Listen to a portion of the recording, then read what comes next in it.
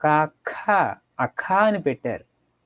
ఖ లేకపోయినట్లయితే కా ఖకు వ్యత్యాసం లేనట్లయితే ఏ విధంగా ఉంటుందో ఒక్కసారి గమనించండి. ఒకసారి పోతన గారు మహానుభావులు. కమలాక్షు నర్చించు కరములు కరములు, ఆ భగవంతుని అర్చించేటటువంటి చేతులే చేతులు. మరి దాని బదులు ఇంగ్లీషు భాషలో ఐదురు సుత్తి అనేది తర్వాత వస్తుంది ఎందుకో. కమలాక్షు నర్చించు కరములు కరములు అన్నారనుకోండి, అంటే ఆ గాడిదలే భగవంతుని ప్రార్థించేటటువంటి ఆ గాడిదలే బహుశా గాడిద కూడా ప్రార్థిస్తాయేమో మరి. కానీ చేతులను తీసుకువెళ్ళేసి మన చేతులను తీసుకువెళ్ళేసి గాడిదలను పెట్టేసాం అక్కడ. కాకు ఖాకు వ్యత్యాసం చూడండి.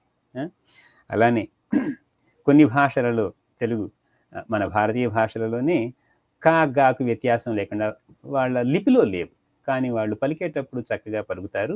మరి బోధించేటప్పుడు కూడా ఇటువంటి కష్టాలు వాళ్ళకు కూడా కలుగుతూ ఉంటాయి, కా గా అనే 2 అక్షరాలు లేనప్పుడు.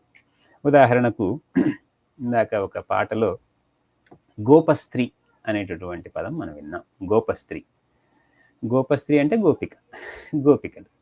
అలా కాకుండా కోపస్త్రీ అనండి. ఆ పాటలో పాడేటప్పుడు మీరు కోపస్త్రీ అంటే మరి గోపస్త్రీ ఎక్కడ, కోపస్త్రీ ఎక్కడ చెప్పండి? అంటే కోపము కలిగినటువంటి స్త్రీ ఎక్కడ, గోపికలలాగా ఉండేటటువంటి స్త్రీ ఎక్కడ? చూడండి ఎంత కాకు గాకు వ్యత్యాసం ఉన్నదో. ఆ అక్షరాల వ్యత్యాసం మనం మన పిల్లల చేత పలికించాలి.